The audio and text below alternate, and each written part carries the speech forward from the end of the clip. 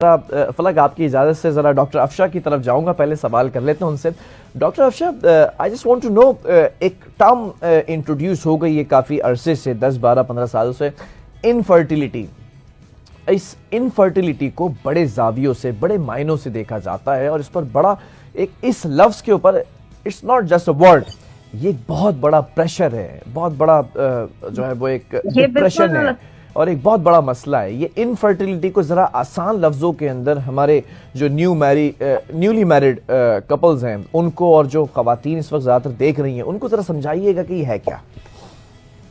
اچھا, انفرٹائل کپل جب ہمارے پاس آتے ہیں تو ان کو اتنی بڑی بیماری نہیں ہوتی. جیسے بانجپن کا لفظ آتا ہے تو انسان کے ذہن میں آتا ہے کہ جیسے عورت یا جیسے مرد باپ نہیں بن سکتا یا عورت ماں نہیں بن سکتی, تو ایسا کچھ نہیں ہے.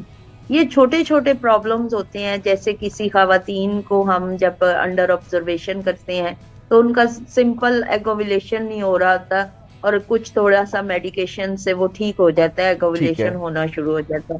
ٹیوب بلاکیج ہوتی ہیں, جبکہ ٹیوب بلاکیج ہوتی نہیں ہے, ڈی شیپ ہونے کی وجہ سے, یوٹرس ڈی شیپ ہونے کی وجہ سے آپ کی رپورٹ جو آ جاتی ہے وہ سم ٹائم غلط آ جاتی ہے.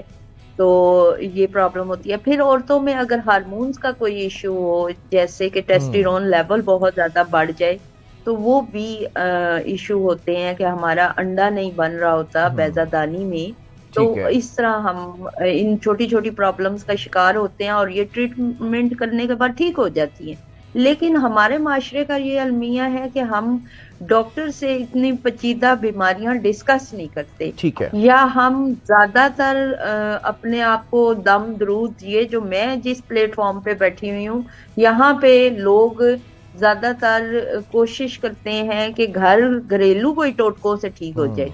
تو یہ تھوڑا سیلف میڈیکیشن یا گھریلو ٹوٹکے یا کچھ دم درود والی جو چیزیں ہیں وہ زیادہ نقصان دیتی ہیں. اگر آپ کا شادی کے پہلے سال میں اللہ تعالیٰ کرم فضل نہیں کر رہا تو آپ پہلے ہی جا کر اپنے ٹیسٹ کروا لیں, اور ٹیسٹ کروانے کے بعد آپ فوراً ڈاکٹر سے رجوع کریں اور اپنا ٹریٹمنٹ کروائیں. ٹھیک ہے.